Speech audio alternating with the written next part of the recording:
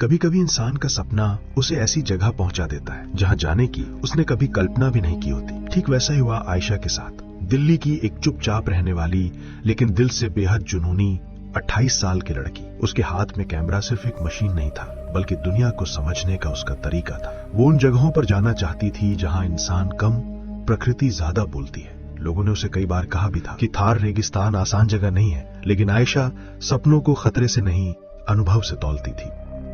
15 मई 2018 की सुबह उसने अपना बैग पैक किया। कैमरा, लेंस, 2-3 मेमोरी कार्ड, पानी की बोतलें, थोड़ा खाना और एक डायरी। उसकी जीप में बैठते वक्त उसके चेहरे पर जो चमक थी वो किसी योद्धा की तरह थी जो एक नई दुनिया को जीतने निकल रहा हो। उसके मन में केवल एक ही लक्ष्य था, अनएक्सप्लोर्ड थार को दुनिया के सामने लाना। रेगिस्तान के वो हिस्से जो अभी भी मानचित्रों के बाहर थे। उस दिन उसे बिल्कुल भी अंदाजा नहीं था कि यह सफर उसकी जिंदगी का सबसे खूबसूरत और सबसे खतरनाक अध्याय बनने वाला है। आने वाले दिनों में वो सिर्फ तस्वीरें नहीं लेगी बल्कि जिंदगी को करीब से देखेगी। जैसे जैसे आयशा रेगिस्तान के अंदर गहराई में बढ़ती जा रही थी, उसे महसूस हो रहा था कि सड़कें धीरे धीरे गायब हो रही हैं। चारों तरफ सोने जैसी चमकती रेत, कुछ दूर दूर सूखे पेड़ और आसमान में फैलती नीली चादर। वो बार बार अपने कैमरे को विंडस्क्रीन से बाहर निकालकर तस्वीरें ले रही थी। ये जगह सच में अनछुई, अछूती और बेहद रहस्यमयी थी, लेकिन उतनी ही खतरनाक भी। जैसलमेर से करीब 150 किलोमीटर दूर एक सुनसान कच्चे रास्ते पर उसकी जीप अचानक झटके के साथ बंद हो गई। पहले उसे लगा कि शायद इंजन गर्म हो गया होगा। उसने बोनट खोला, हवा लगाई, 2-3 मिनट इंतजार किया और फिर स्टार्ट करने की कोशिश की, लेकिन इस बार जीप ने कोई आवाज तक नहीं की।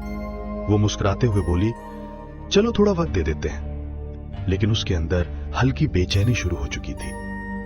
आसमान में सूरज ऊपर चढ़ता जा रहा था और गर्मी तेज होती जा रही थी। उसने मोबाइल निकाला, लेकिन नेटवर्क पूरी तरह गायब। कुछ देर सड़क के किनारे बैठकर इंतजार किया कि शायद कोई गाड़ी गुजरे, लेकिन रेगिस्तान में रास्तों पर गाड़ियां नहीं चलती, बस हवाएं चलती हैं। धीरे धीरे उसे महसूस हुआ कि वो अकेली है, बिल्कुल अकेली। और यही पहला डर उसके अंदर उतरने लगा। गर्मी और खामोशी अब उसके आसपास दीवार बनकर खड़ी हो चुकी थी। जीप बार बार कोशिश करने के बाद भी नहीं चली। वो स्टीयरिंग पर झुककर कुछ मिनट चुप बैठी रही, जैसे खुद को समझा रही हो कि सब ठीक हो जाएगा। लेकिन रेगिस्तान में ठीक शब्द कम ही काम करता है। उसने घड़ी देखी, दोपहर होने वाली थी। जितनी देर वो वहीं बैठी रहती, उतना ही उसका शरीर गर्म होता और पानी जल्दी खत्म होता। उसने सोचा, यहां खड़े रहने से बेहतर है कि मैं मदद ढूंढने निकल जाऊं। उसने अपनी 2 बोतलों में बचा थोड़ा पानी, कैमरा बैग, चुनरी और डायरी निकाली और पैदल चलना शुरू किया। शुरू में कदम हल्के लगे, हवा गर्म थी, लेकिन वो उत्साह में थी कि शायद कोई गांव मिलेगा, कोई रास्ता, कोई इंसान। लेकिन कुछ ही किलोमीटर चलने के बाद उसे समझ में आने लगा कि रेगिस्तान की दूरी किलोमीटर में नहीं, ताकत में मापी जाती है। सूरज सिर पर चढ़ चुका था, हर कदम उसके पैरों को पिघला रहा था।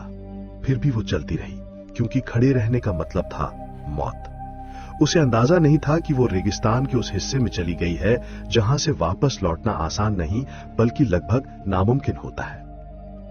कुछ घंटों बाद उसका जोश खत्म होने लगा।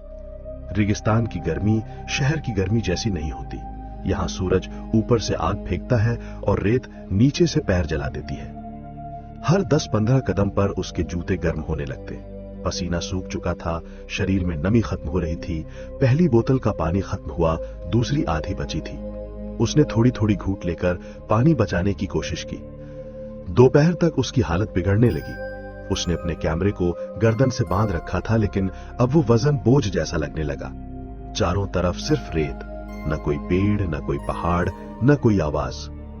आसमान खाली, जमीन खाली और उसके भीतर डर भरता जा रहा था। शाम होते होते उसका शरीर दर्द से भर चुका था।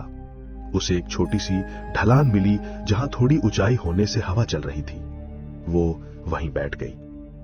कैमरा निकालकर उसने आसमान की फोटो लेने की कोशिश की, लेकिन फोटो धुंधली आई। ये धुंधलापन कैमरा का नहीं था, उसकी आंखों का था। रात घिरने लगी और उसके अंदर बेचैनी बढ़ने लगी। पहला दिन उसे समझा चुका था कि ये यात्रा रोमांच नहीं रही, अब ये संघर्ष है। जैसे ही सूरज डूबा, रेगिस्तान ने अपना दूसरा चेहरा दिखा दिया। दिन की गर्मी जैसे रात की ठंड में बदलकर शरीर में उतर गई। कुछ घंटों पहले जो रेत पैर जलाती थी, अब वही रेत बर्फ जैसी महसूस हो रही थी। उसके पास टेंट था, लेकिन तेज हवा के कारण वो टेंट डालने की ताकत नहीं जुटा सकी। उसने एक छोटा सा गड्ढा बनाया और उसमें बैठकर खुद को चुंदरी में लपेट लिया, लेकिन हवा की ठंड शरीर को चीरती जा रही थी। उसके दांत किटकिटाने लगे, हाथ सुन्न होने लगे। भूख भी लग रही थी, लेकिन शरीर इतना थक चुका था कि खाना भी नहीं खाया गया। रात की खामोशी इतनी गहरी थी कि उसे अपनी सांसों की आवाज भी तेज लगने लगी। कभी कभी चीत्कार जैसी हवा की आवाजें सुनाई देती, जैसे कोई उसे पुकार रहा हो, लेकिन वहां कोई नहीं था। रात लगभग 8 घंटे की थी, लेकिन उसे ऐसा लग रहा था जैसे ये रात कभी खत्म ही नहीं होगी। वो पूरी रात बैठी रही, कांपती रही, डरती रही। कभी आसमान की तरफ देखती, कभी रेत में आंखें बंद कर लेती। पहली रात ने उसे साफ बता दिया, थार में दिन से लड़ना मुश्किल है, लेकिन रात से बचना उससे भी ज्यादा कठिन। दूसरे दिन सुबह जब सूरज निकला, वो खुद को मुश्किल से उठाने में सक्षम थी। रात की ठंड ने उसे जकड़ लिया था और दिन की गर्मी फिर उसके सामने खड़ी थी। उसके होंठ फट चुके थे, गला सूख कर कांटा हो गया था। बची आधी बोतल उसने हाथ में पकड़ी और अगले कुछ कदमों की हिम्मत जुटाई, लेकिन चलते चलते उसे चक्कर आने लगे, दृष्टि धुंधली हो रही थी, सांसें भारी हो रही थीं। वो अपने ही कदमों की आवाज सुन रही थी, जो समय के साथ धीमी पड़ती जा रही थी। कुछ ही देर में उसके पैर लड़खड़ाए और वो रेत पर गिर पड़ी। उसने उठने की कोशिश की, लेकिन शरीर जवाब दे चुका था। धूप इतनी तेज थी कि उसे लगा जैसे उसका चेहरा जल रहा है। वो आसमान की ओर देखती रही और पहली बार, सच में पहली बार, उसे लगा कि शायद वो बच नहीं पाएगी। उसने डर से आंखें बंद कर ली, पर कोई आंसू नहीं निकला, क्योंकि उसके शरीर में आंसू बनने लायक पानी भी नहीं बचा था। रेगिस्तान की खामोशी में लेटी हुई वो पहली बार मौत को अपने बिल्कुल सामने महसूस कर रही थी। आज उसे समझ में आया, ये सफर रोमांच नहीं, बल्कि जीवन और मौत के बीच का पुल था। अचानक जब वो लगभग बेहोश होने ही वाली थी, उसे अपने आधी खुली आंखों से दूर कुछ काला दिखाई दिया। पहले तो उसे लगा कि यह भी कोई भ्रम है, लेकिन वो कोई मृत तृष्णा नहीं, वो एक चट्टान थी। उसने अपनी बची हुई ताकत इकट्ठी की और घुटनों के बल रेंगना शुरू किया। हर इंच आगे बढ़ना ऐसे लगता था जैसे पहाड़ खिसकाना हो। पैर जल रहे थे, हाथ कांप रहे थे और दिमाग सुन्न हो चुका था। लेकिन चट्टान की छाया नजर में आते ही उसके अंदर थोड़ी जान वापस आई। वो पूरी तरह से छांव तक पहुंची और वहीं धम्म से गिर पड़ी। कुछ मिनटों तक वो हिल नहीं सकी। छाया ठंडी थी, हवा थोड़ी नर्म थी और उसकी धड़कनें धीरे धीरे स्थिर हो रही थी। ये छाया उसके लिए किसी स्वर्ग से कम नहीं थी। वो कई घंटों तक वहीं पड़ी रही, सांसों को संभालती हुई। रेगिस्तान के बीच उस छोटी सी पथरीली जगह ने उसे रीसेट करने का मौका दिया। उसने महसूस किया, अगर जिंदगी ने अभी तक मेरा साथ नहीं छोड़ा, तो मैं भी इसे ऐसे खत्म नहीं होने दूंगी। इस चट्टान ने उसे सिर्फ आराम नहीं दिया, बल्कि एक नई उम्मीद दे दी थी। अगली सुबह जब उसकी आंख खुली, सूरज अभी पूरी तरह निकला नहीं था। उसकी नजर उस चट्टान के पास उगी कुछ जंगली झाड़ियों पर पड़ी। उनके पत्तों पर हल्की हल्की चमक थी। वो ओस थी। वो धीरे धीरे उठी, उसके हाथ कांप रहे थे। वो झाड़ियों तक पहुंची और अपनी चुनरी का कोना उनके पत्तों पर रगड़ने लगी। चुनरी पर हल्की नमी आई, जिसे उसने निचोड़कर अपने होंठों पर लगाया। वो कुछ बूंदों का स्वाद, मानो किसी ने उसके अंदर फिर से जान भर दी हो। वो अपनी आंखें बंद करके उन बूंदों को महसूस करती रही।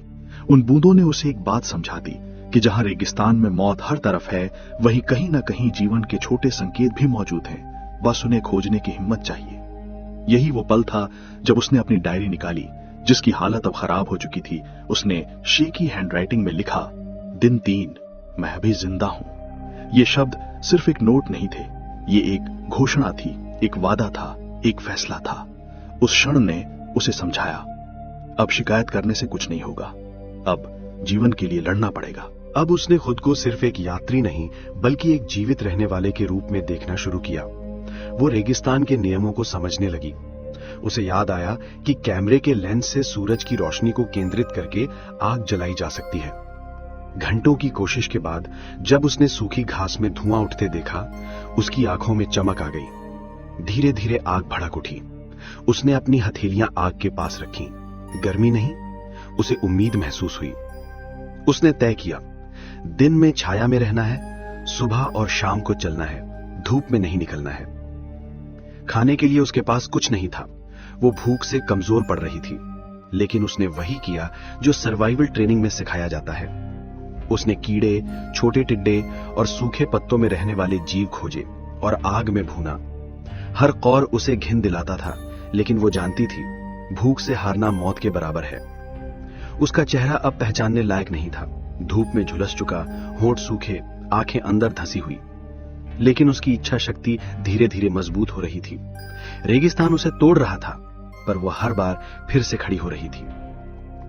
दिन अब हफ्तों में बदल रहे थे। रेगिस्तान में समय का पता नहीं चलता, सिर्फ धूप और अंधेरा आता जाता है। लगभग 20-25 दिनों से उसने किसी इंसान की आवाज नहीं सुनी थी। खामोशी इतनी गहरी थी कि उसे अपनी ही सांसों के स्वर डराने लगे थे। कभी कभी हवा की आवाज अचानक तेज होती तो उसे लगता कोई उसके पीछे चल रहा है, लेकिन मुड़कर देखने पर वहां सिर्फ रेत होती। अकेलापन धीरे धीरे उसके दिमाग पर असर डालने लगा था। वो खुद से बात करती, मां से, पापा से, बचपन के दोस्तों से। कभी गुस्सा करती, कभी रोती, कभी हंस पड़ती। उसकी डायरी अब भावनाओं से भरती जा रही थी। एक दिन उसने लिखा, यहां की खामोशी गोलियों से भी ज्यादा शोर करती है। यह वाक्य उसके मानसिक टूटने का संकेत था। शरीर तो वैसे ही कमजोर था, लेकिन अब दिमाग भी हार मानने लगा था। लेकिन फिर भी एक बात उसे बचाए रखती थी। हर सुबह सूर्य निकलता था और सूर्य को देखकर उसे लगता था कि शायद आज कुछ अच्छा हो सकता है। इंसान का दिमाग टूट सकता है, लेकिन उम्मीद का छोटा सा कण भी ढहती इमारत को संभाल लेता है। 45वें दिन की शाम को जब वो एक ऊंचे टीले पर चढ़ रही थी, उसे दूर कुछ चमकता हुआ दिखाई दिया। पहले उसकी आंखें चौड़ी हुईं। क्या वह किसी गाड़ी का शीशा है, या कोई गांव की छत, या पानी का तालाब? उसके भीतर बिजली सी दौड़ गई। उम्मीद ने उसे नई ताकत दे दी। वो पागलों की तरह उस दिशा में भागी, गिरती, उठती, फिर दौड़ती। घंटों तक वह उसी दिशा में बढ़ती रही। उसकी सांसें तेज थीं, दिल तेज धड़क रहा था। लेकिन जब वह करीब पहुंची, उसका दिल चकनाचूर हो गया। वह कुछ भी नहीं था, न गांव, न गाड़ी, न कोई इंसान। वह मात्र एक मृग तृष्णा थी, रेत में बनने वाला पानी का भ्रम। वह वहीं रेत पर गिर पड़ी। उसने चीख कर रोना शुरू किया। पहली बार उसने भगवान से कहा, बस अब और नहीं, मुझे उठा लो, मैं टूट गई हूं। आज वह सच में हार चुकी थी, शरीर से भी, मन से भी। मृग तृष्णा ने उसके सपनों को नहीं, उसकी हिम्मत को तोड़ दिया था। वह कई घंटों तक बेहोश सी पड़ी रही। सूरज ढलने लगा, आसमान लाल हो गया। धीरे धीरे उसे कुछ सुनाई देने लगा, जैसे कोई उसे पुकार रहा हो।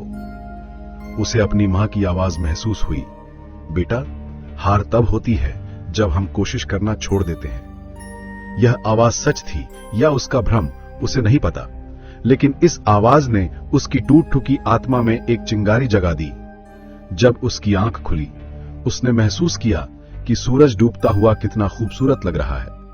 पहले तो वह बिना हिले वहीं लेटी रही, फिर धीरे धीरे बैठकर आसमान की ओर देखने लगी। उसे महसूस हुआ, अगर मां की आवाज अभी भी मेरे दिल में गूंज रही है, तो मैं मरी नहीं हूं, मैं अभी जिंदा हूं। उसने अपनी डायरी निकाली, जो अब धूल और पसीने से भरी हुई थी। उसने लिखा, दिन 50, मैं दोबारा जन्मी हूं। अब ये लड़ाई सिर्फ जिंदा रहने की नहीं, जीतने की है। इस एक पन्ने ने उसके अंदर सोई हुई आत्मशक्ति को जगाया। उसे साफ समझ आ गया कि बचने का कोई चमत्कार बाहर से नहीं आएगा, उसे खुद अपनी लड़ाई लड़नी होगी। 70वें दिन दोपहर के समय हवा अचानक तेज चलने लगी। शुरुआत में उसे लगा कि यह सामान्य रेगिस्तानी हवा है, लेकिन कुछ ही मिनटों में हवा तूफान में बदल गई। आसमान पीला हो गया, सूरज गायब हो गया, रेत इतने जोर से उड़ने लगी कि कुछ मीटर सामने भी दिखाई नहीं दे रहा था। उसके कपड़े, उसके बाल, उसकी त्वचा सब रेत में ढक गए। वो एक चट्टान ढूंढने लगी ताकि अपने आप को हवा से बचा सके। उसने एक छोटी चट्टान देखी और खुद को उससे चिपका लिया, लेकिन हवा इतनी तेज थी कि उसे लगा कि वो उड़ जाएगी। रेत उसके कानों, नाक, आंखों और मुंह में भरने लगी। सांस लेना मुश्किल हो गया। वो जमीन पर लेटकर खुद को बचाने लगी। उसे लगा कि आज का दिन आखिरी है। तूफान कई घंटों तक चला। रेत ने उसके शरीर को लहूलुहान कर दिया। जब तूफान थमा, वो धीरे धीरे उठी, जैसे दोबारा जन्म लिया हो। और तभी उसे एक चमत्कार मिला। तूफान ने एक जगह रेत की ऊपरी परत उड़ा दी थी और नीचे चट्टानों के बीच एक छोटा सा गड्ढा कहा जिसमें पानी जमा था। वो गंदा था, बदबूदार था, लेकिन उसके लिए वो अमृत था। समय बीतता गया। अब वो 90 दिनों से रेगिस्तान में थी। उसका शरीर लगभग ढांचा बन चुका था।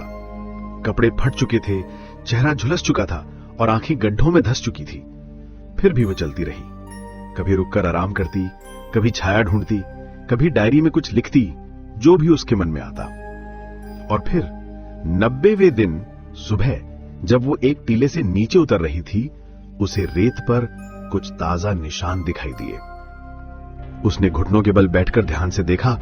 वो ऊंट के पैरों के निशान थे, नए, साफ और ताजा। पहली बार 90 दिनों में उसने किसी इंसानी सभ्यता का निशान देखा था। उसकी आंखों में आंसू आ गए, खुशी के आंसू। वो उन निशानों के पीछे पीछे चलने लगी। चलते चलते वो बार बार गिरती, फिर खुद को घसीट कर उठाती। उसकी सांसें तेज थीं, शरीर थका हुआ था, लेकिन उम्मीद का एक छोटा सा दिया उसे आगे बढ़ाता रहा। कई घंटों के बाद उसकी ताकत खत्म हो गई। वो रेत पर गिर पड़ी और बेहोश हो गई।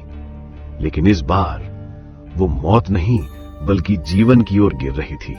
अगली सुबह कुछ बंजारों का ऊंटों वाला काफिला उस मार्ग से गुजर रहा था। एक व्यक्ति की नजर दूर जमीन पर किसी चीज पर पड़ी। पहले उन्हें लगा कि ये कोई जानवर है, लेकिन पास आने पर उनके होश उड़ गए।